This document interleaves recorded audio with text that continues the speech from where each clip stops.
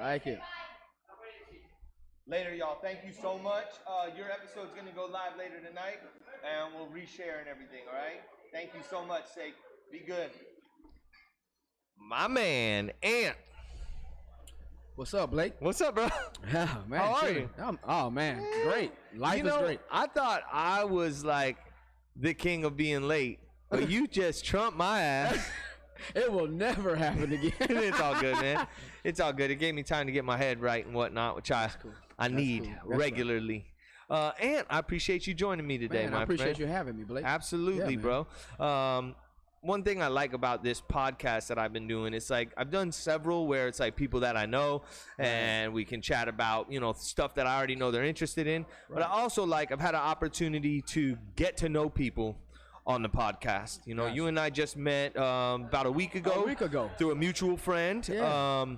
Allie with Mellow Munchies food truck. Mellow Munchies. Any friend of Allie is a friend of mine. That's right. He's a great dude. His wife's amazing, and I think you came for a bite to eat, and he said you got to check this spot out inside.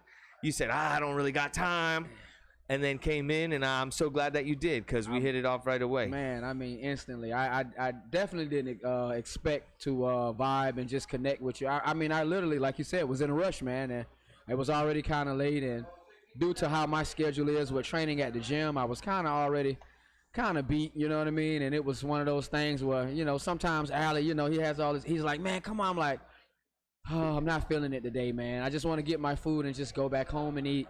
Yeah. And I'm so glad that he talked me into just waiting and introducing me to you, bro, because I felt like it was you know how they say, man, not love at first sight, but it was instant kindred spirits, man. Kindred spirits, man. Oh my God, man. They say real recognize real, right? Yeah, that's exactly. That's why most people can't see me. Right.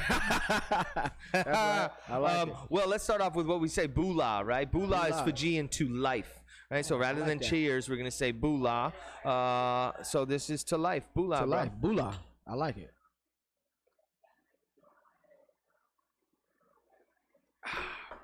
Oh yeah, this is your you didn't drink kratom before you came in here the first time, right? No, man. Actually, it wasn't my. I actually got my my kava cherry popped about 2-3 years ago. Okay. But it was a friend of mine, a great friend of mine. Her name is Sammy. Shout out Sammy. Sammy. She actually one day was like, "Hey, you ever had kava?" I'm like, "No, I heard about it." And we went I think it's downtown somewhere where it has a pool table on the inside. That is Hideout on Clematis. It's one of our favorites to go. I think it's called Hideout, right off Clematis by Nico's Pizza there. Yeah. I couldn't remember the name. Over there. Man, it's been so long, about at least 3 years, right before COVID for sure. Okay. And she took me there. We was there for maybe a good hour and a half, man. And I can't even remember what it was I had. Yeah. The difference I can say in that experience and this experience, when I first kind of came in after the food experience, of course, when I came back to actually chill and I had time, you guys, the knowledge, man, the info, I was impressed. I was already impressed by the first conversation, but then when I came back to actually sit down and just chill over the weekend, your knowledge of the kava and the different leaves, and I mean, nobody has went into explaining the depth of it, man, the history of it. I mean, you guys share so much with me, man. Within like 30 minutes, I was like, dude, I'm ready to do it, man. I feel like I've been covering for years, man, but I love it here, man. I love the vibe. Bro. It's man, it makes me feel like it's at home, man. It doesn't even the other kava bars just came across as a kava bar. Right. But this one's like the extension of someone's living room, man, or a little side room in the house, and it just created seriously, man. So, that is exactly kind of like what our hopes were when we were coming up with this concept. And it's literally all to my wife. My wife was the visionary here in what this was gonna be, right. And that was her goal. Was to I joke, I'm like, it's like you created a bachelorette pad and you just invite your friends over, literally. And every night we throw a house party. It really is that vibe, man. And as far as being knowledgeable on the product, we haven't been drinking kava and kratom for decades, but we stumbled into a kava bar about 4 years ago, and it totally changed our life. Yeah, shout out to Naga Kava. Those are our dear friends, Naga Mike Kava. and Danny in Palm Beach Gardens. Okay. They were our home Kava bar before we started this, and they were supported us 100% in doing this. Cool. But Kava and Kratom like completely changed my life and my wife and I's life collectively. I never planned on quitting drinking alcohol, but once I started drinking Kratom regularly, just kind of lost the urge or the taste for alcohol. It's a little odd, and I've heard the story a lot. People don't plan on quitting drinking, Right. but then more time they spend in a Kava bar, it's just like they're disinterested in having hangovers or getting DUIs Right. or drunken fights with their significant others, you know. So when it had such a positive impact on our life, and we owned a gym before this. I don't know if I mentioned that to you. Wow. We owned a boutique fitness facility called Palm Beach Row that we had opened and designed to be like a national franchise. We opened in March 2019. We spent the next year building that business, and March 2020, we were up to 135 monthly members and really about to like take stride. We had multiple people interested in franchising, and then 4 days later, forced government shutdown for COVID. Right. So we were then closed for man. 3 months. When we reopened 3 months later, we only had 30 members because the news was telling people the gym was the most dangerous place they could go to. So I'm sure you dealt with similar things in 2020. I did. We tried our best to grow that business back over the next few months, but we couldn't do it fast enough to support our astronomical rent. So we realized we were going to have to close that business. And my wife jokingly said we could always open a Hakuna Makava, which is what we called the little kava bar I had built for her in my house. Wow. She went out of town, and I surprised her when she came back. I put tiki wood up on the breakfast bar, put a little purse hook underneath, some underbar lights, a bunch of games, kava shells. And then my final touch was like, all right, I need to make a name for it. So I opened up my Photoshop, and I just started brainstorming. Now, mind you, this is 2.5 years ago. Never planned on opening a kava bar. Wow. Hakuna Makava came to me. And immediately I'm like, oh, that's kind of good, you know? Yeah. So she kind of jokingly said, you know, we could always open a Hakuna Makava. We didn't even think about it. That week, while we're still closing down our last business, we went and looked at locations. We found this place. We signed a lease that week in the middle of a global pandemic. Wow. Spent the next 8 months building this place by ourselves with money that we were making from our day jobs. Right. Funded the whole thing ourselves, little by little. And we did the whole like Field of Dreams method. If you build it, they will come. Right. And we've been I like so that. blessed that people have shown up. But man. during that process, we wanted to make sure that we were well versed on what it was we were selling. So we did a lot of research and wanted to make sure we could explain the products, what we're doing and whatnot. So I'm glad to know that, you know, that translated to you being, you understanding what we're doing here. Oh yeah, man. Not only that, just to even touch bases on what you said earlier, the health benefits that you get from it, man. And me being a health guy, of course, being a certified personal trainer and into nutrition, man. I'm not certified as a nutritionist yet, but that's my next certification because I'm very highly educated on it. So I just have to put the paper behind that. But where I'm going with it is, man, I'm not an alcohol drinker at all. So like you said, it's people that's, you know, drinking kava and eventually weaning themselves off of. Well, for me, I don't like alcohol anyway, and the feelings and just it kind of takes you out of character, not only from what I know, but from what I've seen over the years. You know, my dad and my family, it was alcoholics. And so to come in here and to know that there's something natural that I can drink that can still kind of go and keep me in character and go with the vibes. And, absolutely. And like I said, the information you guys gave, man, with just being so knowledgeable of it, it made me want to just drink it anyway. You know, even if I wasn't in the kava, you know, I would have drunk it anyway just because of the information you guys shared with me. But, you know, the main thing, too, was what was cool was on that day, the information you guys were sharing, I didn't know that it was also getting people off of more serious medication and drugs. You know? That's right. A lot of people are using it as an alternative to opiates or opioids, which is another reason I'm very passionate about it. My brother passed away in 2016 from an accidental overdose on fentanyl. My brother was in the Army for 10 years, 2 terms in Baghdad, Bronze Star recipient, and he ended up on heroin and meth. And, you know, stealing from Walmarts. And this is a war hero, you know. He was able to get his life together, and he went into a program.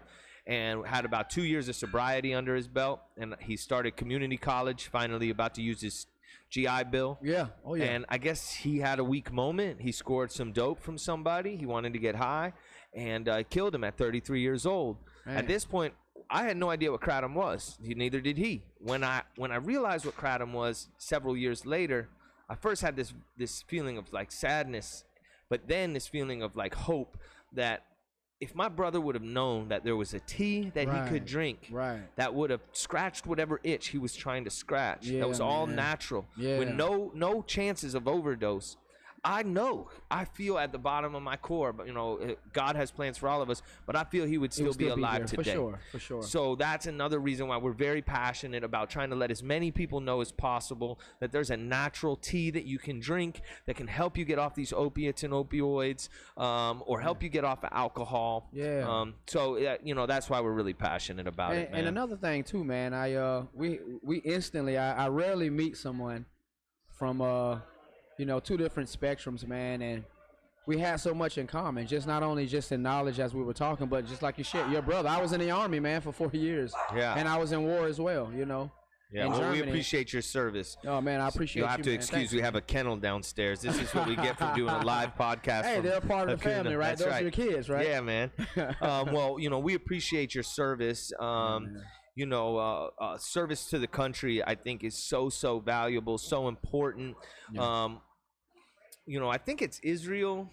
There are some countries that have, I can't remember the phrase for it, but it's like required service that you're required to join the military. Gotcha. Right? Yep. Now we'll go into more depth to what the negative things of doing that for like an imperialist, right, for sure. Country, but I think that it instills so much discipline, so much camaraderie. I think it can be invaluable.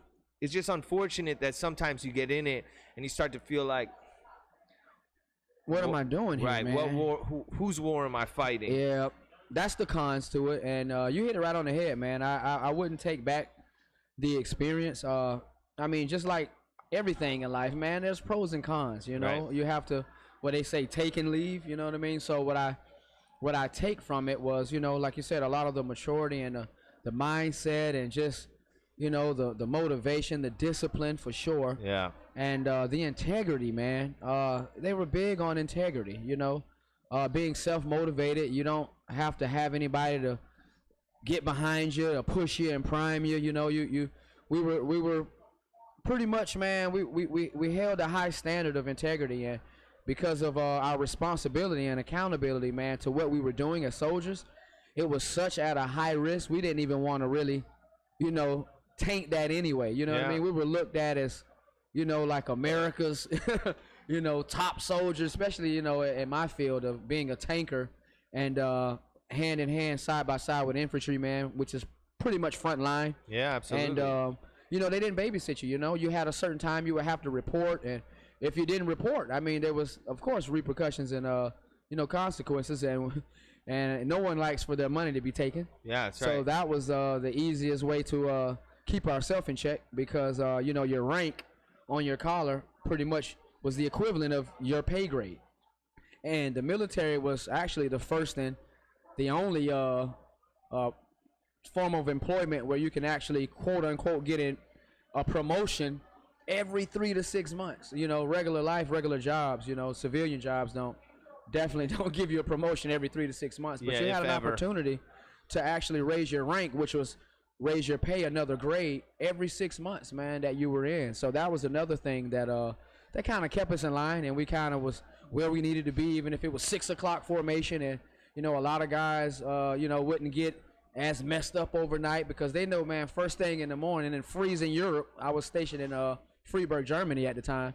Well, my whole term I was there in Freiburg, Germany. But yeah, man, we kind of self-regulated ourselves. Once they laid down the ground rules, man, we pretty much had a responsibility and accountability, man, to pretty much be grown. And it was funny, because what helped me to kind of adapt faster than most guys and women that was older than me, man, I went in technically when I was 18. I was recruited from college. I actually started college early. I didn't tell you that part when we first was talking and we first met. I actually was one of those where they like to it's funny because they used to call me the hood Dookie Howser. So I was I was this guy from little old here Palm Beach, West Palm Beach. At the time, we moved to Georgia and ended up going to a small community college in Gadsden, Alabama. And I was really good in math, man. I don't know what it was. I didn't choose math. Math chose me. Yeah. And numbers, and it seems like the more complicated and the more something made me think, that was my strength. You know what I mean? And that's awesome. So I went to college, man. I literally finished high school in the summer when I was 16. I'll never forget. My mom found this program, and she was one of these moms that always just kept me freaking busy, man. And I hated it, but then I loved it eventually because it was retrospect. In retrospect, because at the time I'm looking at all the other kids, and it's like, man, I just want to go out and play and BS around and get into some trouble a little bit, be mischievous like a boy. And even though I had great upbringing, I wasn't gonna do nothing. But you know what it is, man. I just wanted to enjoy my summer, and my mom always was finding things for me to freaking do, man. And it was to the point where it was like, oh, mom, just let me live, Yep. And one day she was like, hey, you're always talking about how you're so sick of school and it's too easy and it's aggravating and they don't let you be yourself. And, because I felt like back in the day, man, school was just like a educated form of prison, which it wasn't. But what I mean by it is the structure of the structure of school. They wanted you to sit down, don't say anything, be quiet, learn this, criteria, curriculum, and then, don't disturb anybody, sit in your desk and just, and that's kind of not normal, Yep. And for me, I was this energetic kind of a kid, and school was easy, so I would get done with my work fast, and I'm like, okay, I don't want to just sit here like a mute and not saying it, any form of expressing yourself was you're out of hand, or you're out, so my mom was like, you know what, she was very good at playing off of my intelligence, so to speak, and she was like, hey, you said you wanted to be finished with school early, right? I'm like, yeah. I'm sick of high school, like, it's and so she introduced this thing, man, and she found this program. I don't know how the heck she found it, but we were in Augusta, Georgia at the time, and right by this big army base called Fort Gordon. We lived about 10-15 minutes away from that, and I'll never forget, man, during the summer that I was kind of coming into myself, that age of 16, man, and I was really looking forward to just, kind of wilding out, not in a bad way, but just, going out and doing a whole bunch of stuff I wasn't really able to do because my mom raised a very strict, she had a very strict home, man, and fast forward, man, I went to Gadsden, Alabama, which I went to Gadsden State Community College, and my first 2 semesters, I had a 4.0 at 16 years old, and I made the local newspaper, man. Yeah. And again, fast forward that story. I ended up getting recruited about the time I turned 18 from out of the college, man, and they got me. It was interesting, and they had all this money they were waving as a signing money, bonus. Independence. Oh man, they talked it all up. Same thing happened to my brother. He was in high fancy school. bells and whistles they threw at me, and you can still, you're in college, you can still go to college when you're we fund college, and right. It was they said everything that it wasn't that it was true, they bent the truth. Yep. So it wasn't like they lied, they kind of manipulated the truth a little bit. Yep. And it wasn't to the extent that they were preaching it. And of course, being 18 at the time, you're looking at $8,000 to $10,000. Yeah, signing bonus. And just to sign, if you're already thinking about doing it, of course, just to sign, I get it. And the stipulation was, well, you just have to finish your 6 to 8 week basic training. That's it, and it's in my account. Right. So that was the thing that kind of sealed the deal for me. Yeah. And I left college and went straight to Germany, man. And that's when a different lifestyle. But again, back to my point, what helped me to transition was, man, my mom was the first drill sergeant of my life. Gotcha. And so a lot of the older people, even though I was the young guy, in basic training, and then when I got to Germany, everybody was, and I looked like I was 15 at 18 because I'm 40 now, and I still look pretty young. Damn, you look pretty good for 40, man. bro. Just turned 40 December 18th, man. Yeah, happy belated, man. Oh, man, thanks, Blake. But, yeah, man, I was there, and I was laughing at a lot of people because I'm like, wait a minute, you guys didn't make your beds up before you had to leave out of your house or leave out of your room? You guys didn't have to report and do, I was like, this is status quo for you. Yeah, it was status quo. I'm like, oh, well, my mom was, she was in the Army then, if that's the case, because, you know, I was already kind of acclimated to that lifestyle, man. So it didn't bother me. You know, it didn't even bother me for drill sergeants to be in my face yelling. I mean, I knew they were doing it for a job. It's not like they really meant to be mean. They were pushing us to a limit that, which I understood very soon after. Because here's the thing: if you can't take somebody that's getting paid to pretty much act out in a serious way to push you to every limit, mentally, physically, psychologically, and you know they're doing it and they're getting paid for it, then what'll happen if you're responsible for 3 to 4 guys and you're out in a war and it's all this stuff going on, bombs blowing, this, and your responsibility is to make sure you all get back home? You wouldn't function, man. You know what I mean? So there's an importance to that, breaking you down. It was. And then building you back up. Even now, to this day, I never forget when I left Germany, man, when I ETS there in 03.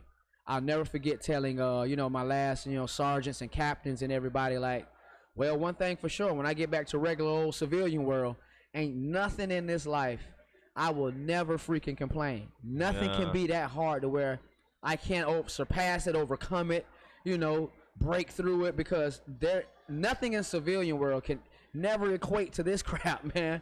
So it just helped me in so many ways, man, that I, you know, like I said, the pros kind of outweighed. It was definitely some cons that I did not like about it, you know, the control part, and, you know, it was, you really didn't own, you know, you really realized that, you know what, I'm owned by Uncle Sam. Somebody's property. Yeah, I mean, literally, to the extent of they own me. They can do what the hell they want to do. And then being way away from America and Germany, you know, there was a lot of things that was, of course, going on. But all in all, man, I wouldn't take that experience back. Although I wouldn't send my kids there. I'm just saying, you know, the world is a totally different world now than when we were growing up, man, in every aspect. So I know the military is different too now. So, but no, I wouldn't take it back, man. It helped me to mature in so many ways as a man, as a person, as a human. You know. Well, that guidance from parents is so important, so invaluable. You know, they say idle hands are the devil's workshop. And it's like your mom definitely knew that, and she was going to keep you busy and keep you focused on a task. Where I lacked some of that sometimes. I didn't have those tasks to keep me busy, and I ended up getting in a lot of trouble at a young age, which also was something I would never take back. I was on house arrest at 17 years old, got arrested for possession of cocaine, Christmas Day. I thought I was going to be Tony Montana. Oh, man. But I was wrong. But I got put on house arrest, and it gave me an opportunity to wake up and say, you know, what the fuck am I doing? You know, all throughout school, I was gifted. I was in all the you know, the EP classes, if that EP, you know, advanced classes. But I never applied myself. So I realized that it was, I needed to make a change. And I had actually just started recording like some rap music in my closet at home, 17 years old. This is 2003. And so I called my dad. He was living in Charlotte, North Carolina, and I said, you know, I got to get the hell out of here. I'm making music. I think I'm pretty good at it, and I'd like to pursue this. So I moved to Charlotte, North Carolina, and then spent the next 15 years pursuing a rap career. But because I didn't have that work ethic instilled in me at a young age, and I really was hustling backwards the whole time. I was sure that somebody was going to show up with a check because I was talented, and I was always skipping the most important part, which was like hard work, the groundwork. You know, like I should have had 2 jobs to fund my music career, whereas I was telling myself I can't get a job because it's going to distract me from my music career. So I got to be over 30 years old, and, you know, being a local rapper at 30 was like, you know, not that cute. So I packed a recording studio, and my brother had just passed away. I packed a recording studio up in a box and made a vow to myself that I wouldn't focus on music again until I got my life in order. And since then, I've opened 2 businesses with my wife, and couldn't be happier with where I am now. Everybody's got their path. Yeah, man. You know what I mean? Like, I wish I didn't waste so much time, but it all led for this, man. It did. We wouldn't be, I wouldn't be sitting here on your podcast and Hakuna Matata. If I had become a famous rapper. Dude, seriously, man. No, it's true. And then along the way, I developed all sorts of different skill sets that I use today, from graphic design to videography. I went to broadcasting school, which I for a while I didn't think I would ever use, and here we are, we're like 15, 16 episodes deep in this podcast. Yeah. So I'm grateful for my path and how life, guides you through. And you end up where you're supposed to be with divine timing. You know what I mean? Yes, man. That's I'm like, a true believer of that, man. yeah, like with, it's like, I was joking with you about being a little late, but I don't think anybody's ever late. I believe in divine timing. I believe that the universe gets us where we need to go when we're going to get there. If I ever get caught in traffic, I try not to get frustrated. I tell myself this traffic is probably keeping me from getting into a car accident down the road. The same way, man. And it's all about perspective and being willing to look at things and find the positive out of stuff. So I'm grateful for where I am today. I'm grateful to be sitting here talking to you. Thank you for not busting my balls, man. No, it's all good. You know what? I'm usually late as fuck. It's all crazy good, man. how I'm the same way, right? And just to touch on this, man, all day from this morning, I was freaking stoked, man. When I say elated, excited, happy, I talked about it with my clients that I trained all day, all the way up until my last client. I was so locked in to getting here right at 6:45-ish. Ish. I put ish in the text. Yeah, I was like, this guy, I love him, man. He's has his own language, man. What time is that? It doesn't matter. I know what he means. 6:45-ish. 6:45-ish. I'm like, what is that, right? 6:45 and 30 seconds? Like, no, it's all good, but, man. No, man, I literally was so locked in, and I was to the point to where I was rushing, and and so you're right. You have to sometimes let life be life. So, again, I appreciate even in your response as I was texting. I was upset myself, and you were like, y'all, don't worry. It's all good. We'll make it happen, man. And I was really excited to have this conversation no matter what time it started, because the small things we touched on when we first met each other, I'm like, we gotta get on the podcast. We could have been on the podcast that night. Yeah. That's how crazy That's it was. why I saw the value in having microphones at a bar, because so many awesome conversations are had just elbowed up to the bar, sipping tea with somebody who you just met. Oh, my God. And that's what we're trying to capture here, you know? And that's why sometimes, I think I even said to you the second time we hung out, let's save it for the podcast. You did. Because, sometimes you don't want to, have to relive the conversation. That's right. Usually we got way ahead of ourselves, which is cool. Usually I like to start off with, and just because this will give you opportunity to do so, I'll dial back a bit, and I like to say, who are you, and what do you do? Oh, man. Well, my name is Anthony Ashe. I am a certified personal trainer. My brand, what I'm known by, is Rated R Fitness. I know it kind of has rated, like the movie Rated R Fitness, and it's weird how I came up with that name, man. I was listening to a very conscious rapper, aka a Christian rapper, about 8 years ago, man, and it was a chorus that he kept saying over and over again, and I never knew that I was going to create a brand from it. And the R in Rated R stands for reborn, renewed, reinvented, and I kind of look at life that way, like, because we have to constantly evolve, just how life evolves in eras in time, I believe in, staying kind of the same, but also, rebirthing yourself, reinventing yourself, you know what I mean? And so I kind of went with Rated R Fitness, reborn, renewed. Sidebar, who's the rapper? Oh, man, you just put me on blast. I want to say there's a guy freaking Trip Lee. Oh, I don't know if I've heard of him. Okay. Yeah, his name There's another guy I can't think of who's Christian rapper who was huge for years. I'll look it up on my phone. But please continue. Rated R Fitness. Them, man. Who? NF, this new kid. NF, my God, Christian rapper. He's so NF talented. Is freaking like the Eminem of Christian rap. Yeah, I know exactly who you're talking about, man. He's but I'm thinking of somebody else. Let me see if I can look it up real quick. Lecrae. Yes, Lecrae. Oh, come on, man. That's who I thought you were gonna say. Yeah, Lecrae. And then guess what? It's funny that you kind of look like one of his very best friends, man, and kind of label mates. Really? Andy Mineo.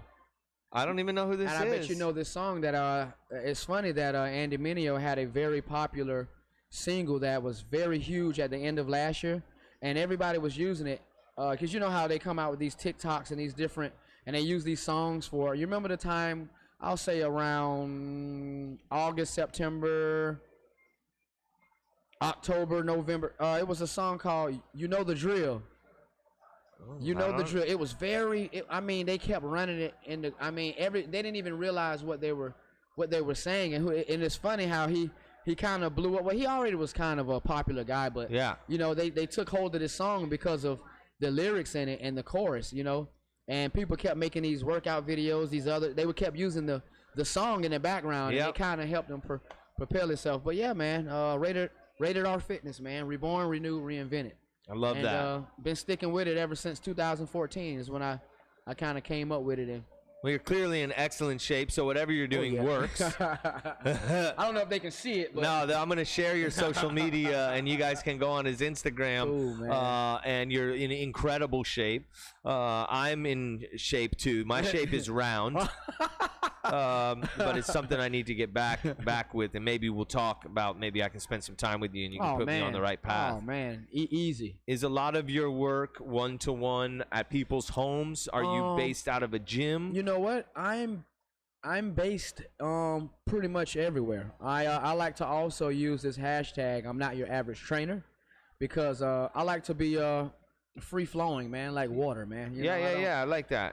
Freelance. Yeah, freelance, man. Nomad trainer. So I do have a gym that I'm connected with. It's called Dynamic Fitness off of Prosperity Farms Road, and I still do my one-on-ones, man. I still go to people's houses. There's some people that have a gym in their house. They don't kind of want to come out and commute to the gym, so they'll hit me up in a DM, and you sure enough, I'll pull up. You know, I even have stuff that I bring to add to you know. If they don't have a gym at their home, but they want me to come and train them in the living room, train them in their yard, man, I can train anywhere. Yeah. I love beach sessions too, man. On my page, when some people will kind of look it up, they'll see. I'm going to get back to it, but I used to be adamant about every single Saturday, man. Every Saturday I'm on the beach. I love the sand. Definitely not now with this 30 and 40 degree weather. But I love being connected to the universe, man. Like, there's something magical about where the land meets the sea, man. Oh, my God, man. It is something magical about where the land meets the sea. I had an opportunity to go to Jamaica on a cruise, 10 years ago. And we pulled up to this little resort from the cruise ship. The bus dropped us off. I walked down to the beach. There's this dude, Captain Morgan. Shout out Captain Morgan. He was a local. And he said, you know, have y'all got what have y'all been able to do yet? And we wanted to go snorkeling.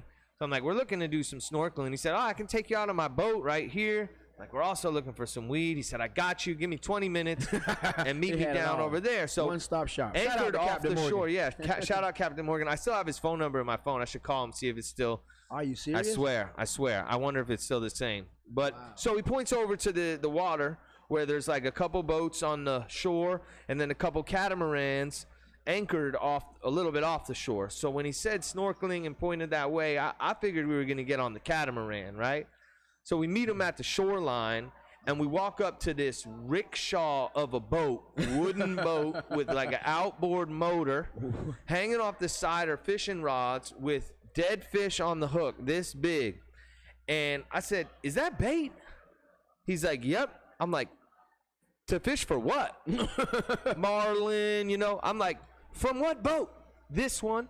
So anyway, we go out on this little rinky-dink boat, Captain Morgan, and we go snorkeling. He brings us a joint. We smoke this joint, and I'm looking back at Jamaica, sitting on the water, and I have this epiphany of like the value of where the land meets the sea.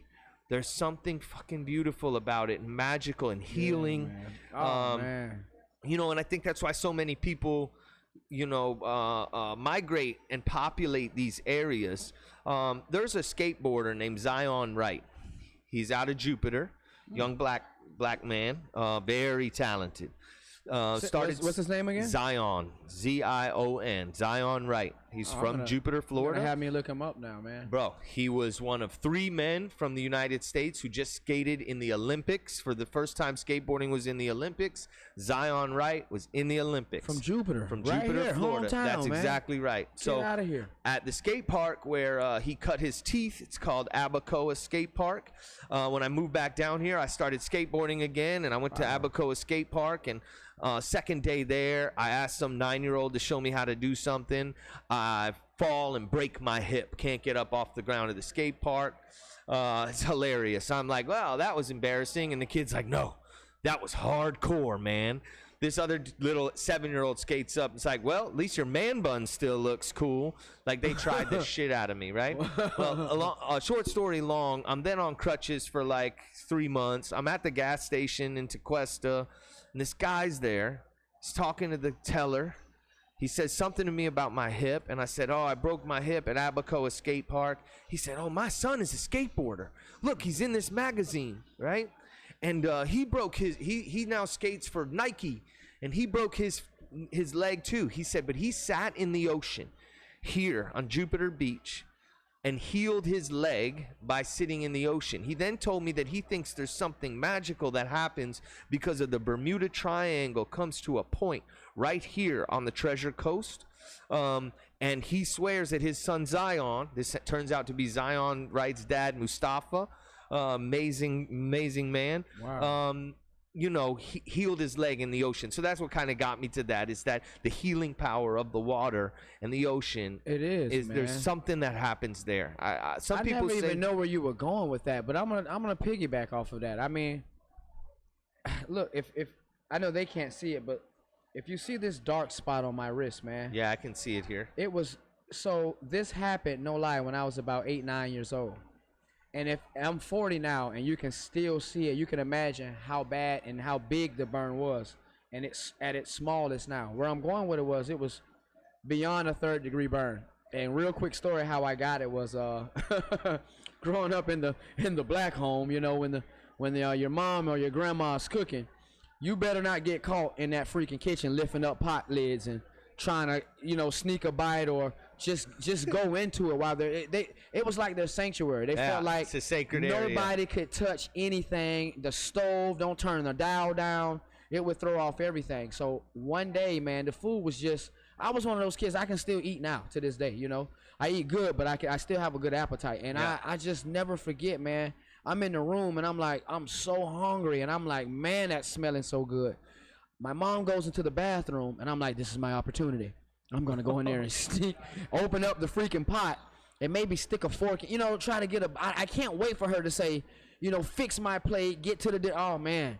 I ran in there as quiet as I could. And I never forget, man. You know, not thinking, we don't always have all the best intelligence as kids, when we're man. kids. No, yeah, man, right. you think you do, it but through. instead of lifting the lid up away from me, I lift the lid up this way. Oh. So when I lift up this way, and she was using one of those pressure cooker pots. Oh, God. So soon as I lift the pot lid up towards me, I mean, it was 0.3 seconds. Soon as it touched my arm, literally, all I saw was my meat. I dropped it. So when I dropped the lid, she instantly heard it. And she ran in there, and I was just sitting there screaming, and all she can see was literally my meat, man. Like, I didn't have the dots. It was beyond, it was like 3rd-degree burn, Yeah. man. My dad was upset. Did it make a long story short, man? I promise you. What's crazy is, I don't know if my dad knew the depth of how you explained it. Right. But we were here, man, literally we lived, we call it we call it raw babies, Riviera Beach. They would call that the raw, you know. They still refer to it as the raw to this day, but back then definitely they called you a raw baby if you were you know, born and raised in Riviera. And we were living in Riviera Beach in a projects that don't even exist anymore called Broadmoor, right? And he would take me all the way down at least 3 days a week to the beach in freaking Jupiter. This is what's so crazy. Dude, I'm trying to tell you, like, it's so crazy how we're just right now instantly connecting on stuff that you're just bringing up. Yeah. He would make me, and I'd never forget, man, the first 3 weeks I would cry because you got to think about it. I'm this 9-year-old little kid, and he would literally force me and drag me by my hand into the water all the way chest high because at this point, you know, I can't, and he would make me hold my arm down in the water, and we would literally sit there, man, for at least 30 minutes to an hour in the freaking water to heal your wounds. And he never took me to the hospital. I swear, I promise. And my mom thought he was crazy. Why don't you just take him to every 3 days a week at least? Yeah.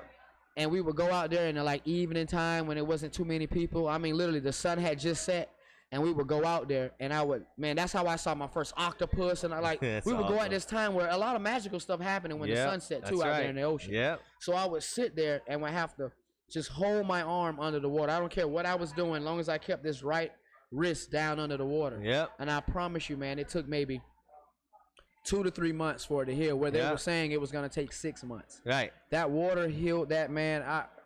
That's crazy how you just brought that story up. So I just had to bring that up because I hold the scar. Yeah. It's like he knew. And some people say there's like the moving water creates these positive or negative ions that literally are healing. Not only that, the salt water is very healing. Which I thought was so weird about when COVID first hit, how they said we couldn't go to the beach.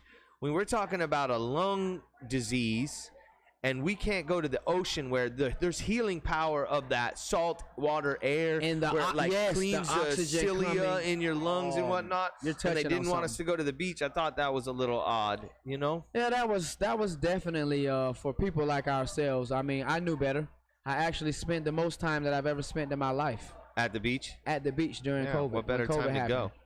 And I would love to walk the beach, work out. That's when I started really getting addicted to working out at the beach. Yeah. To the point to where people was like, man, how come you've never? Real quick, true story. Right at Singer Island, man, I'll never forget it. While I'm, during my health journey, and I'm, changing a lot of what I'm eating, diving more into health, and this was I want to say 8 months right after COVID really hit. So it was like everybody was still in this super serious mode. Yeah. And I'll never forget, man. I went to the beach, and Sammy, shout out to Sammy again. Shout out to her who took me to my first kava bar. I'll never forget. I met up. She had already like a little get together and some friends. She's a white girl, but she has a lot of, man, she's multicultural, man. And she had some Spanish, Cuban friends, and I want to say she even had some Cuban in her family. But they had a little tent, a big tent, and long story short, man, I left my Ray-Bans. I had just bought some Ray-Bans before I went on the beach. It was very bright that day. And she didn't know, her family came down from New York. And she didn't know that some of her relatives came down with COVID. And they were staying in her house. So she didn't know this. I'm saying this for a reason. When I left the beach, she called me and was like, hey, you left your shades. And I'm like, god dang it. Where are you? She was like, well, we didn't get too far. Let's meet up at the gas station down the bridge. We met up, gave her a big hug, thanked her for, not taking my Ray-Bans, right? And I gave her this huge hug. And then we separated from each other. And I'll never forget, that next morning, all I saw was like a bunch of texts. And she was just like, oh, I'm so sorry. I'm so sorry. I'm like, what are you sorry for? She was like, it's possible you may have COVID, and I didn't know my family that was there, and they came down from New York, and and she was just like, my uncle, he tested positive. I just went in, thank God the kids don't have it, but I just tested positive, and I had your glasses. I handed them to you. You gave me a hug. I'm pretty sure. I never forget, man, Blake. I literally, with laughing emojis, sent her about 3 different laughing emoji faces, right, and was like, Sammy, I promise you I don't have it. But for your sanity, because you're just as you're upset and worried, just as worried as I am, I'll go take the test and I'll send you the results. Right. But I know for a fact that I don't have it. She was like, well, how can you be so calm and so sure? And and all these cases that's going on. You sure? I said, listen, I know my body. I know what I do. I know the air that I breathe. I know, you know what I mean? I said, I'm doing a lot of things that people don't do. And she was just like, but it's COVID though. I mean, it's contact. I promise you, that day, I went and got tested. Because at that time, there was so many free facilities at the time. Oh, yeah. I went to the ball field out here multiple times. The baseball field, Walgreens, I did too. Yeah. And I literally was negative. And she could not freaking believe it. And I was like, it's something about the ocean. I said, the way I work out and the way I train right on the beach. And then I go for this long run right on the water. I was like, I think it has a lot to do with it, and just drinking alkaline water, Yeah, alkaline's huge. And she was just like, and so when I tested negative, I'm not gonna lie, that sparked something with her to kind of like, man, let me look more into what you're doing and to this nutrition thing, you know what I mean? Yeah. But yeah, man, it's definitely something about the water, where the water meets the land, healing Beautiful. powers, man. Very healing. I Did believe you it. ever get COVID? I've never had COVID so far. I'll Really? even go even further. Well, the man. night's still young, buddy. Yeah, I'll share this one, man. My wife got COVID. We have 4 kids, and she was the only. And this was so crazy when she tested positive. To this day we don't know how she contracted it. We don't know if it was from work. It was from, maybe she stopped somewhere at a gas station. We don't know. But here's the thing: when you don't know and you're living with somebody under the same roof, and you guys are in the same, doing the same, touching the same refrigerator, grabbing the same dishes. And Yeah. I was doing things that she wasn't doing, of course, with my nutrition and my workout at the time. And it actually inspired her to this day. She works out 3 to 4 times a week now. Yeah. She's changed her eating. She did a lot of things, man. She drinks more alkaline water because at the time she saw me doing it. And even though she was into it, you know how it is sometimes. It's like, you got your thing, I do mine, even though I'm absolutely. inspired. But it took her inspiration to a different level, man, and she took it more serious because she couldn't understand how the hell I didn't catch COVID. Yeah, it's because you're a healthy guy. It's because you're a healthy guy. Do you supplement with vitamins? I do. Yeah. I want to say, not to exaggerate, almost every day. Yeah. If there's not a day I don't do it, I feel like once you get it in your body, just like anything, and it's circulating. Yeah, you get it built up in your system. If you went so many months, years, and consistency, and literally Monday through Sunday of putting things in you, specifically, and you can miss a couple of days and it's still in your, your absolutely. system, man. And so I believe that it's the plant-based supplements and a lot of like things super greens and stuff. A lot of super greens are something powerful in leaves and super greens. You know what I mean? It really is, man. The chlorophyll and the spirulina and the things that's in green living plants that resonates with our living temple. Yeah. You know what I mean? That I think we sleep on. You know what I mean? I made an example with a client the other day. I was like, look outside, man. Look at the universe. Look at how beautiful. Look at the greenery and I said that's all life. That's living things. You can't put anything of a dead source on it and it won't grow. I said it's watered by the universe. It gets natural water. You know what I mean? I was just speaking of, I was comparing our bodies and who we are to plants and trees. You know what I mean? And I feel like we're all one and the same. We live in a world where I think we've kind of been tricked in a sense to where we're on this, I like to say, European style of a living and diet, where we're so used to putting dead food in our body that we're killing ourselves.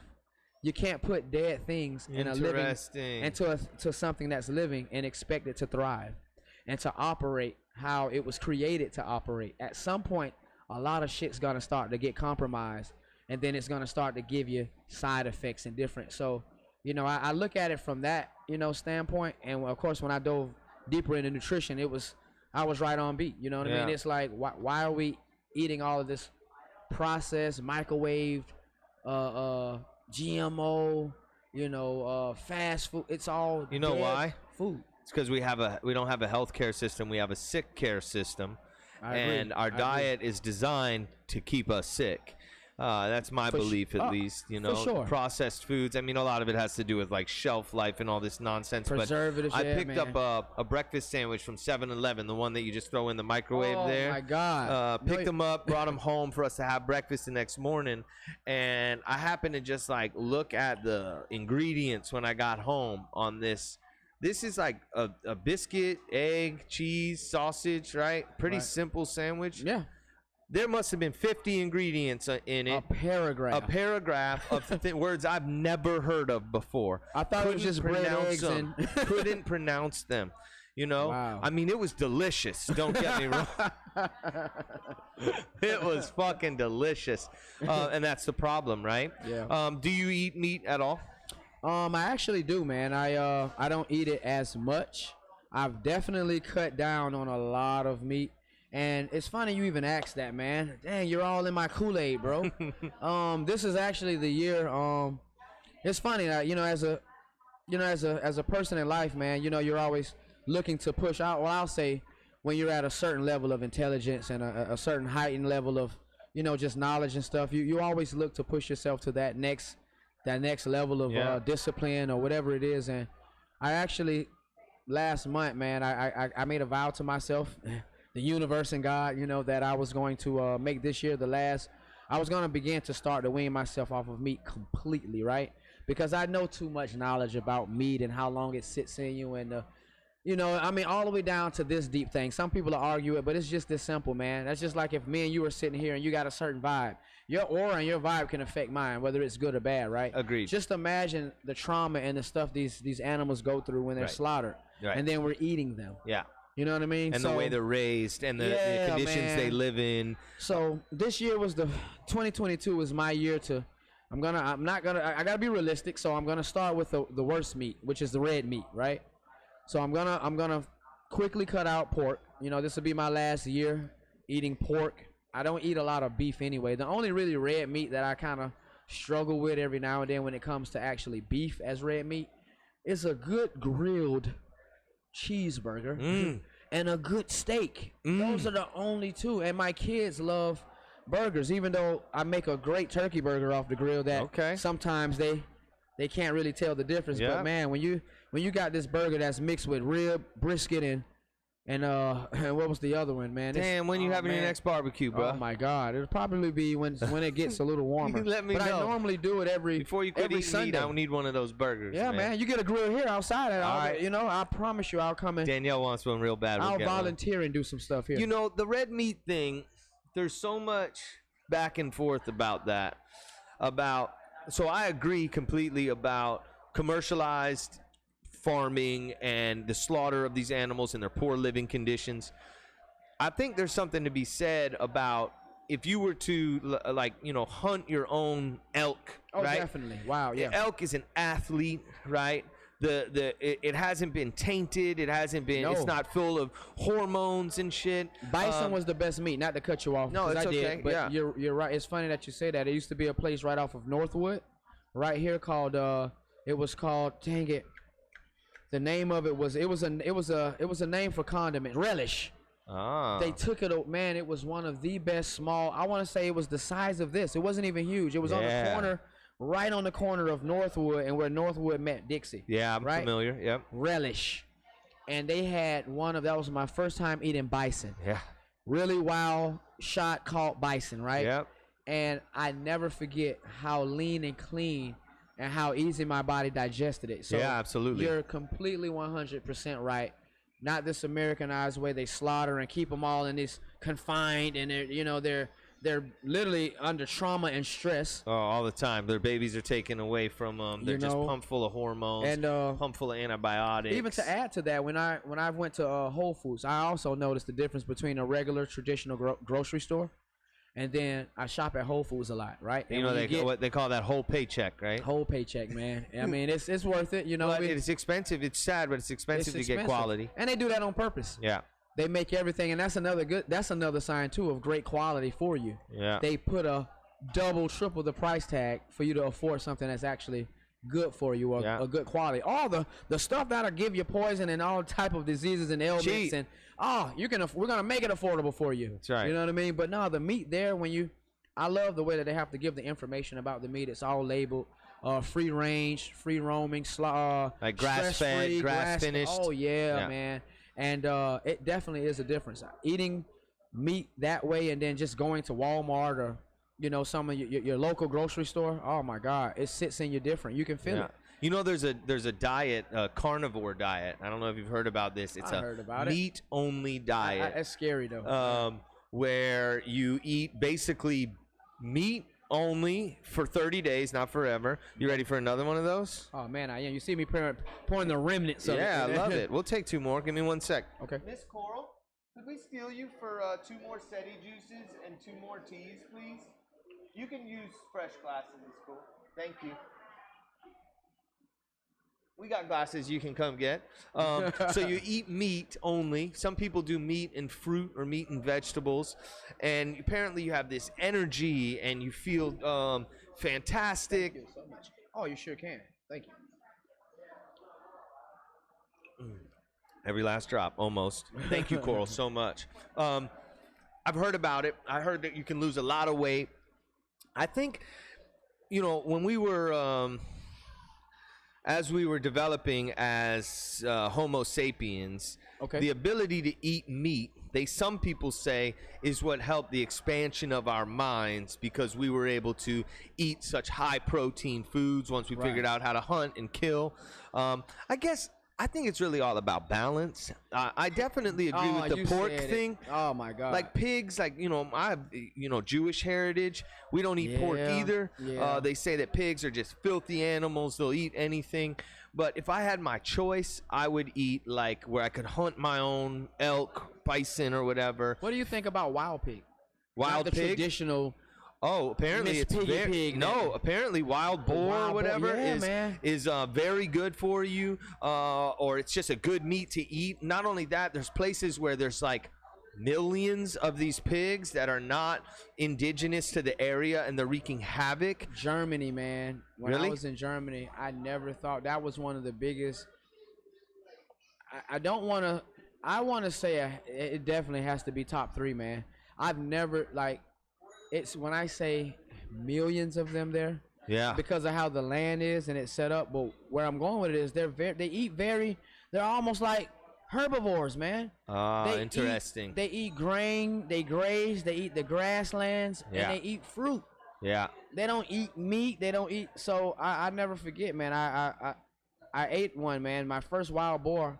It was the best pig I've ever eaten in my life. Fucking and they grilled delicious. it, man, and smoked it. Whew. Oh my God. You get me hungry now. Here's my beautiful wife. Hi, babe. Thank you. Oh, well, thank you. Look at that, service and thank a you smile. I just learned some of the history here and this Hakuna Macabre. Thank you.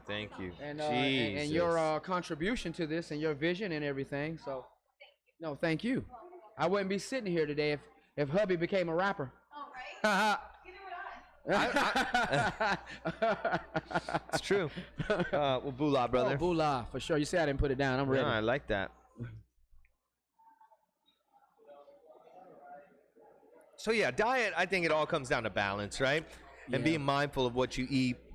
My wife and I were watching this show on Netflix the other night called Chicken People, and it's these people who breed show chickens. I just saw it and I didn't click on it. Yeah, very interesting. You saw What the Health? I think I've seen it. I can't remember it specifically, but I've seen like Rotten and whatnot. It's just like terrible. But they breed show chickens.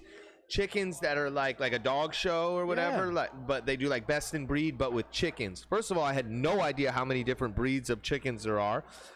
These animals are freaking beautiful, dude. You have to watch it. It's unbelievable. Very odd section of the world community. You're gonna have people. me check it out tonight, Bro. So we ordered dinner from our favorite Chinese place. We're watching the fucking I'm scared to chicken eat Chinese people. food. That's a sidebar. And then Go ahead. our sweet and sour chicken shows up while we're watching these show chickens, and it was like we couldn't really swallow. You know, it was like, this is fucking weird. It at the same time. Yeah, looking at this, and then I'm about to eat. So then I just looked at the chicken. I said, you weren't show quality, bud. And then it's fucked up. But it's true when you start to see these living beings and knowing that. So one thing I try to do when I eat meat is gratitude. It may sound so corny, but it's something spiritual about it, that you just give thanks that this animal sacrificed its life to give you sustenance. Because that's another wild thing about existence, is in order for you and I to make it through another day tomorrow, something else has to die. That's true. That's the balance. Even of life. if they're plants. Plants are alive. Plants fucking communicate. You can say kind things to plants. There's studies about this. What do you mean? Yes. Yeah. Like, for sure. That's like How High, where he like talks to his weed plants and it starts fucking. Come on, man. You know what I'm talking about? Yeah, you're dang on right. So plants are very alive, but in order for us to live, other things have to die. It's an inevitable part of life, and I think that during that process, being thankful for whatever it was that sacrificed its life to feed you, I think is really important. You know, it is, man. It is. I totally agree with it, man. And you know what I also heard about just with meat, a lot of times this is when it kind of becomes a little, I'll say maybe unhealthy for us. Once I learned about the portion we're supposed to eat. Ah, yes. It's not like we're supposed to indulge ourselves in meat, but you know, of course, our human nature, I like to say our flesh takes over, our AKA taste buds. Yeah. the thing that makes us eat what we got a taste for and not what we need. But Yeah. I learned that I'll probably say honestly about 6 years ago, 6 to 7 years ago, I learned that when you whatever portion of meat, I don't care what kind of meat you're eating, if it doesn't fit in the palm of your hand, the size of your hand, everybody Yep. has a different hand size, Yep. of course, but it shouldn't be a portion bigger than the palm of your hand. Interesting. I did research on it. I looked at like literally that's how you keep the proper balanced proportion to where it's not detrimental to your health and your body. Yeah. You shouldn't eat a portion. Portion control is so important, and I don't know how much it is as a human thing as much as a Western thing, an American thing. Right. You know, we're very gluttonous. Yes. You know, Oh, man, definitely everything Western. is supersized and big sized and extra large, this and that, and you know. See how dark that is? That was the beginning of the keg, so you got all that extra sediment in there. That's good. I never knew it was that good without the. I'm so used to getting some flavor in it. Oh wait, you know what? I might have yours and you might have mine. Hold on one second. Miss Coral, what 2 flavors did you make? Mango, strawberry, and then Yeah, I'm pretty sure she handed us the wrong one. So Yours yours looks is probably our signature sweet, which is house-made simple syrup and Okay. fresh squeezed lemon juice. That is freaking awesome, Good. bro. All right, cool. What? Oh yeah, that's on- this is shameless plug. We have a signature sweet tea here that we make with house-made simple syrup, organic raw cane sugar, and fresh squeezed lemon juice. Man. It's a fan favorite. That's what you got there, man. Dude, that is awesome. Refreshing, I might right? like that just as much as that flavor. Yeah, the- it's the a lot less passion. sugar too, man. Which sugar's the fucking devil. Dude, why did I just see I mean, I already knew it, but when you see it, it's different. They did a split screen of the brain. The moment sugar hits your bloodstream, and they did a split screen with a crack addict. The moment right after he hits the crack, Same thing. if not worse, the Yeah. sugar. Huge dopamine release. Not only that, the inflammation it God. causes. Oh. So there's all these ties with bad COVID outcome, with glycemic levels that they're finding out about. Not only that, the Yeah. people who were hit the worst with COVID were obese. I think that's really interesting too. After 2 years in, I think I just now saw somebody talk about, you know, how healthy eating might have something to do, or non-healthy eating might have something to do with the detrimental outcome of COVID. I sure. think we knew really early on that there was a subsection of the population that was going to be more susceptible to bad outcome from COVID. Yeah, and it for sure. all had to do with people who were unhealthy. And most people in America, we have like the Think largest about it. We were- obesity numbers. What? Yeah. That's why I felt like it wasn't a. That's why you had an upper hand, because you're a health Yeah, fanatic. that's You're right. mindful of what you put in your body. You exercise rigorously. Yes. And you were able to, even if you did get it, and you may have not even known you had it. Well, Right. you know, and then you wouldn't get tested. You just like, you know, business as usual. Right. Health is so important. I think we all realize that this year, and I wish that our, local governments and politicians and bureaucrats would spend more time pushing what we could be doing to protect ourselves.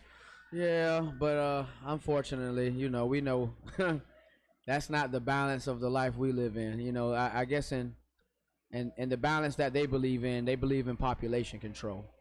So Don't get me started. I mean, I'm not trying to. I know this is a pure, unadulterated, uncensored, unfiltered That's right. podcast. But That's right. I don't want to get too much started. But no, for sure. If you don't believe in population control, I mean, you're just super behind. But no, Yeah. man, you said you touched on something. That's what made me go there, because you said something very key. They know the state of the health, of the world. When it comes to health, they know. They do a census. They know. They know how unhealthy we are than any other country. So the fact that I'm just gonna say this much without trying to dive too deep down the rabbit hole, man. When it first happened in my home, between me and my wife, we had in our small circle, because birds of a feather flock together. Yeah. We all share the same, level of intelligence and awareness, and we just knew that not to say that COVID wasn't a real thing and it wasn't something out here.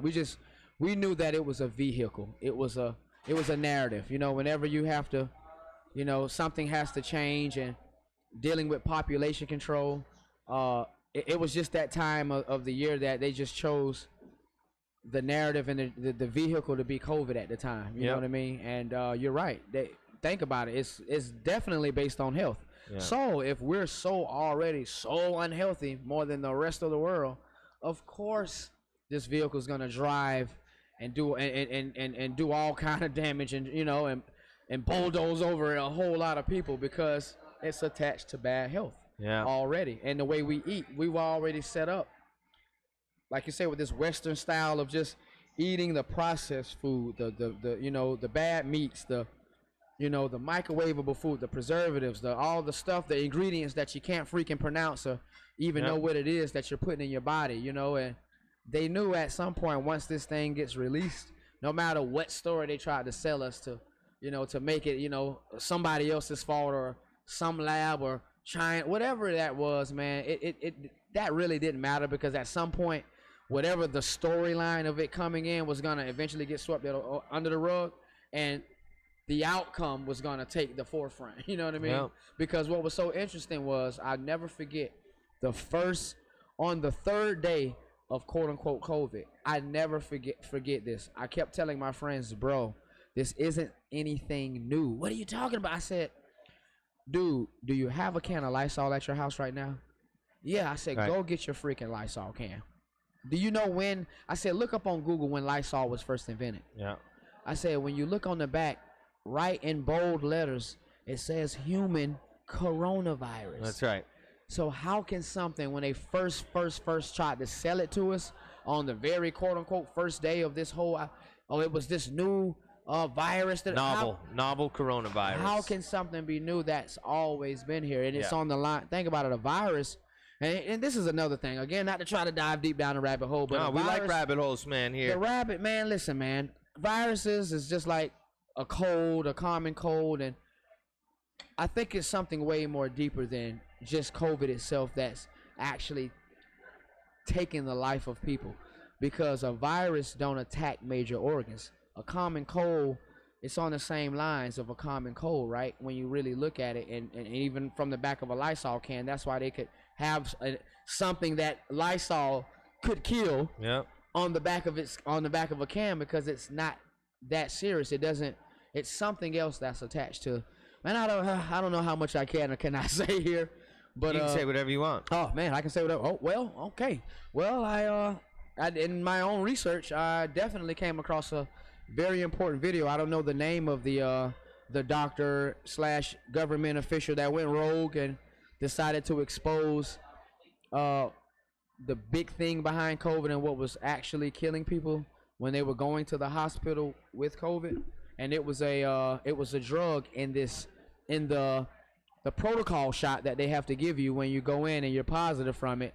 And they give you this shot, not the vaccine shot, but a shot to quote unquote regulate it or to cure it, right? Yeah. And in that shot, there's a drug called remdesivir. Remdesivir, yeah, it's killing a lot of people. You know about it. Yeah. And think about it. It's the remdesivir, not the COVID. Oh yeah. That goes in with the people that already have health issues, which is the majority of us, the older people, right? Immune system already weakened and already compromised, right? Yeah. The shot, and when the remdesivir gets in them, it does the damage. So guess what? If I die going in the hospital with a positive COVID test, and then I don't come out, and guess what the story is going to be written up as and how I passed. Yeah, you're a COVID death.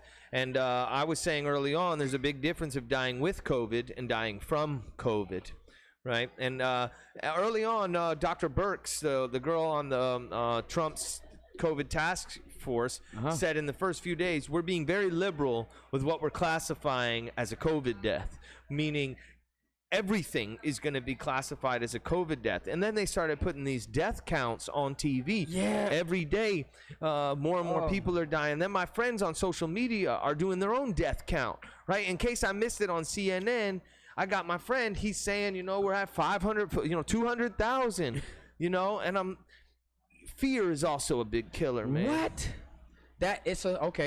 Fear, stress, anxiety, all of those things send negative endorphins through your bloodstream. Yeah, and destroy your immune system. And exactly. So with the help of that, and you're already stressing with this this motive and this narrative they've pushed already.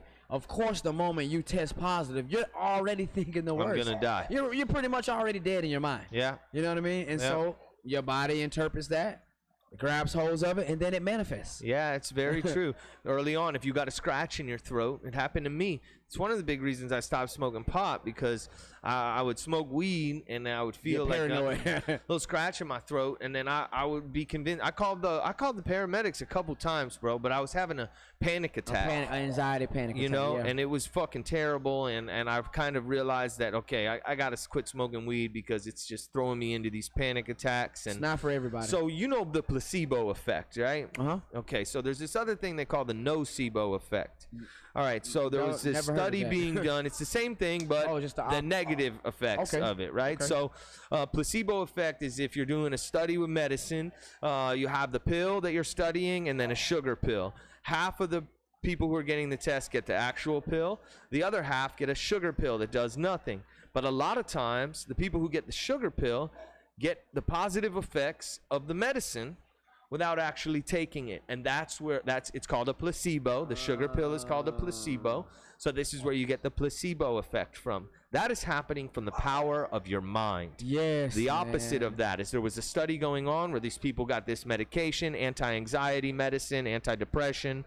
This gentleman decides he wants to commit suicide. So he's part of this study, and he takes this whole bottle of pills, right? And then calls the paramedics. He's rushed to the hospital, took a whole bottle of pills. His vital signs are crashing, his blood pressure, all this stuff. I mean, he's fucking dying, They get in touch with the doctor who's part of this trial that he's in. And the doctor comes to the hospital, comes into the room, and says, "Sir, I hate to tell you this, but you had the sugar pills." Once the guy realized that the pills he had taken weren't the real pills, all of his vital signs started coming back up. Wow. The power of his mind was making him die. I know that what I think and what I say, I create. Manifestation and the power of positive thinking, but it works the opposite way. That's right. If this is like why you see people who always have a rain cloud over their head, because they're constantly thinking about what they don't like, what they don't want in their life. Imagine if this was happening on a mass scale with our health. If we were convincing ourselves that we're gonna die or we're dying. There's no way that doesn't have an effect on us. Oh man, you better know it. That's interesting, man. I think they know that. I think all of this has been this fear campaign. I think population control is another big part of it. I don't know why the whole push has been, vaccine or bust. They've totally silenced any potential therapeutic. I got COVID September of 2020. Right? I got a fever. I had a fever on a Sunday night. Took some fever medicine. Next morning, my fever was gone. Went, tested positive for COVID. Was very freaked out. Stayed in bed. Thank God my pharmacist sent me a protocol. And on the protocol was high-dose vitamin C, zinc, quercetin, which is called an ionophore. It carries zinc into the cells. It's in apples, it's in green tea, it's in kratom tea actually, but we rarely get enough of it. And vitamin D3, right? Yes. 86% of the people early on who were in the ICU with COVID were vitamin D deficient. Most Americans are vitamin D deficient. Yep. Most people of color, because of the dark skin, don't have enough vitamin D. Right, which probably went hand in hand with why so many people of color were getting so sick initially with COVID. Right. So luckily I got this protocol, and 8 days later I was COVID negative, and I haven't stopped taking the protocol since. My wife told me today, Blake, we need to get business cards made. The only thing that's on the business card is the COVID vitamin protocol, and we're going to start handing those out, man. But I thought it was interesting that when I got tested positive, the only call I got was for a contact tracer. Nobody called me and said, "Okay, Mr. Rothmel, you're going to want to take this, this, and this." It was basically stay home until you can't breathe. And then when you can't breathe, come to the hospital and we'll put you on a ventilator. The ventilator was another thing that was killing a lot of people. Yeah, man. A lot of people died on ventilators. Oh my God. So many people died on a ventilator. And another thing that kind of confirmed the whole remdesivir thing was back to this doctor that I do not remember the name of when I saw this this little It's a little rogue interview he was doing in this little small conference room. When he broke down how they even came up with that particular drug, that was the main ingredient that was in the shot, and he broke down what remdesivir did. I literally had 2 friends die that exact same way with no health issues, no previous history. A virus, again, the COVID is nothing but a virus. A virus doesn't shut down major organs. I mean, you can look up that's not what a virus does, right? So when he was saying that when they did the studies in South Africa, he was literally producing the documents, right, and showing you on this big screen that he was projecting on the actual real documents that they took before they brought COVID over here and announced this big old outbreak. They did studies in Africa, right? 3 different major areas in Africa. I don't want to misquote or misname. I'm just gonna say 3 different areas. Right. And out of the 3 different areas, they did a study of over like hundreds of thousands of people, and they tried out 3 different drugs, and they tried it on the most sick people: HIV, AIDS, what they call that, Ebola, what is it, the Ebola, Ebola, AIDS, different cancers, diabetes, and out of the 3 different drugs that they were doing as test studies, the remdesivir proved and showed to be over 50% detrimental, and it took hold within 24 to 48 hours.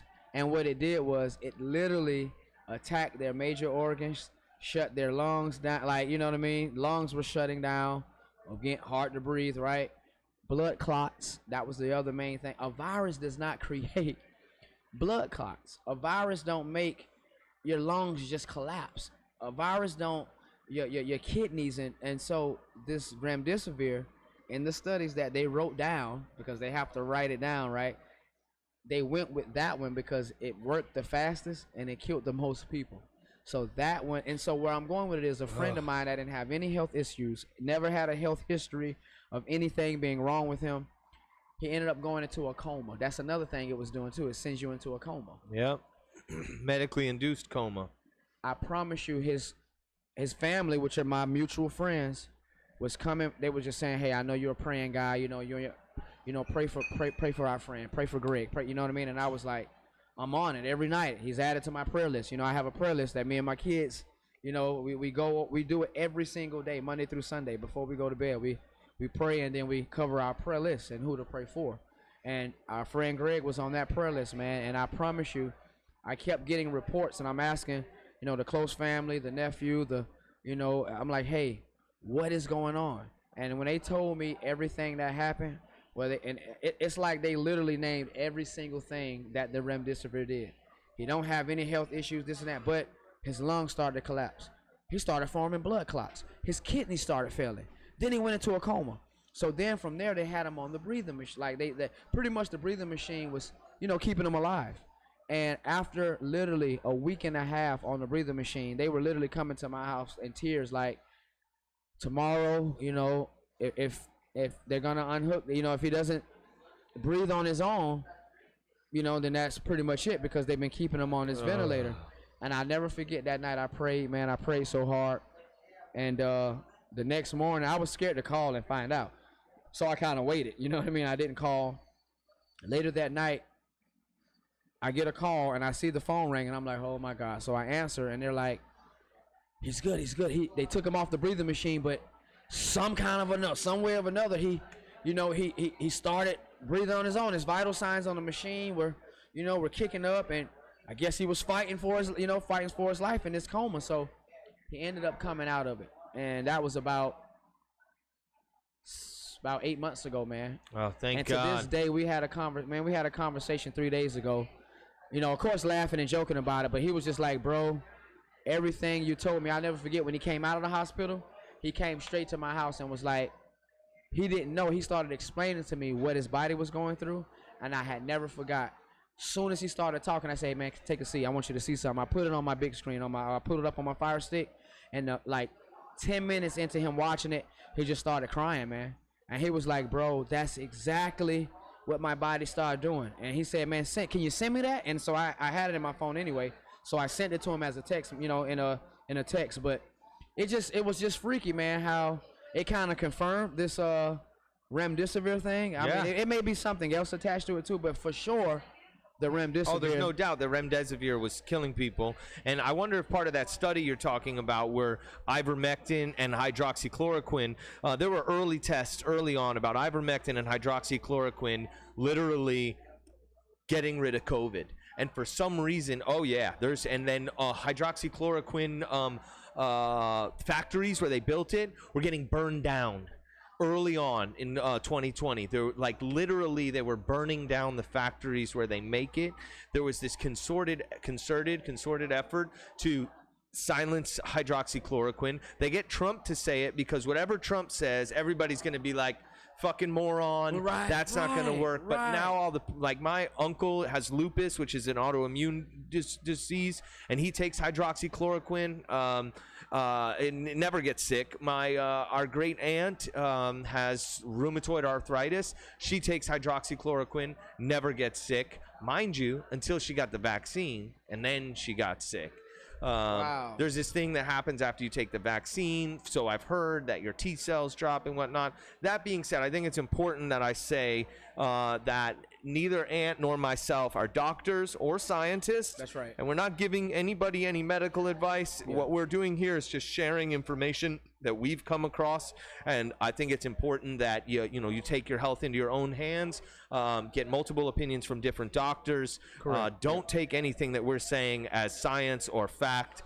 This is just our interpretation on the information that we've come across. I think it's really important for us to say that. That's good. Thank you, Blake. Man. Yeah. Yep. That's real good. I definitely didn't think to cover that, but you're absolutely right, because somebody interpret this whole thing. Correct. And, It can be and try to use it misconstrued. against us. Yeah, for and sure. that's not our real.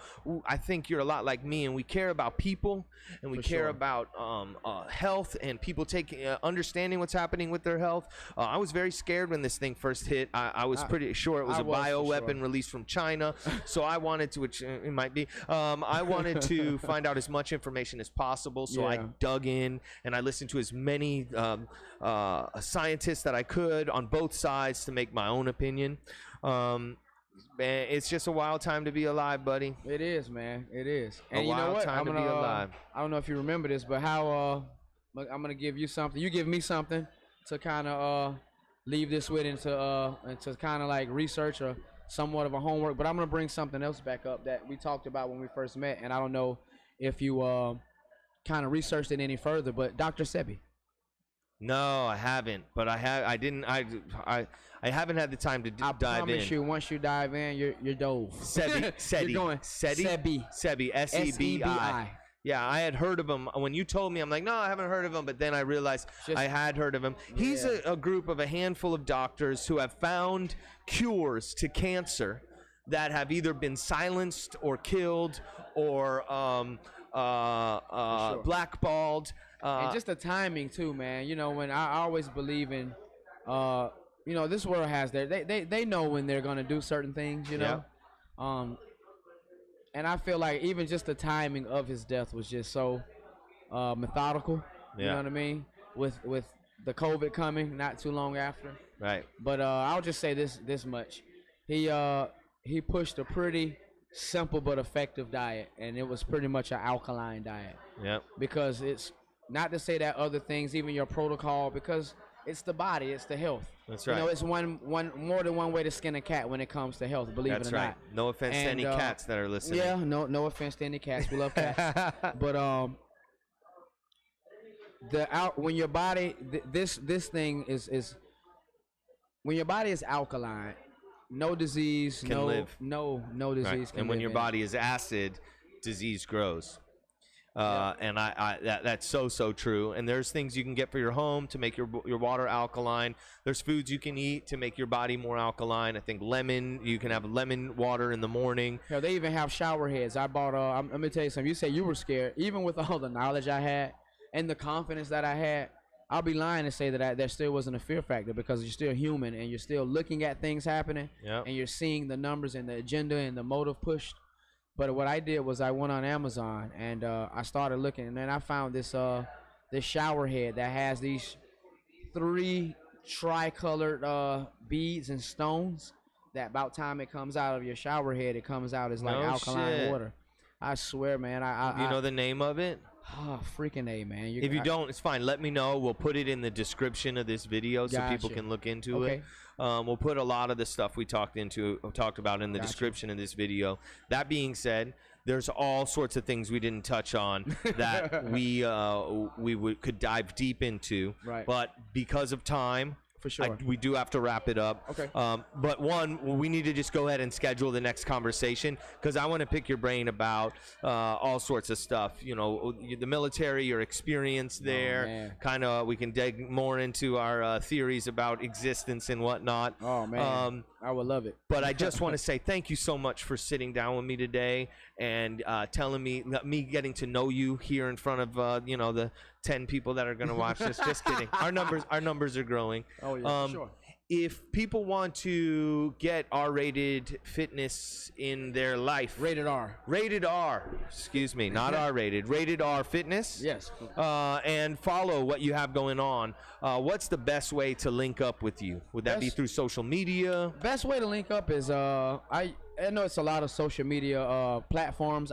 The most that I use or the most where I'm most of the time I'm on Instagram. Let me just say that. Let me keep it simple. Instagram is the major platform that I use. The majority of them on there all the time. You can look me up. You can find me at the word rated, all lowercase letters, rated _R _ fitness. Rated R fitness. All Cool. right? Cool. Ant, you're a very, very intelligent young man. Thank you. I say young man because you look like you're my age, and maybe if I get on that rated R fitness, I can get my shit together. Oh man, you're right on the brink, man. You're not far. You're not Yeah, far. exactly. So I'm gonna need to get with you a few times a week. And we'll work something out for sure. Thank you so much, Man, dude. no, I thank you for appreciate having you me. This very is my much. first official podcast. Yeah? Man. Yeah, man. This kind of manifested too. All last year, the last couple of years, people just been literally dang near prophesying over me. Man, you need to start your own, or you need to get on some, like literally. So I just found it interesting. That's why you didn't. I was waiting to say that too. Yeah. This is my first ever podcast that I've ever. That's was dope. a Well, part of, I don't man. know about official because we're not that official. But that being said, Will be. we put this together, one, for me to do a podcast 3 times a week, but also to open it up to the community who is interested in having their own podcast but don't have the space or the equipment to do it. So if you want to start a weekly, bi-weekly, or monthly podcast with yourself and a co-host, or please let me know, and you can utilize this space to do your own podcast live from Hakuna. We would be honored, and we can help you get that set up right away. Oh man, that's awesome, man. Cool. I will take you up on that offer for sure. Awesome. And then thank I'll you train so you. much. So I'll be your official Okay. personal All right. trainer. There's something there, man. Yeah, man, for sure. All right. Thank you, I Blake. appreciate you so much. You guys, we appreciate you guys hanging out with us today. yeah. If you liked our conversation and want to hear more of it, please hit subscribe, hit the little bell button here. Most importantly, take care of yourselves and tell the people you love that you love them a whole lot. For sure. Awesome. Thanks, Ant. Thank you, Blake. We'll see you guys soon. See ya. Thanks. That was great, brother. Oh man.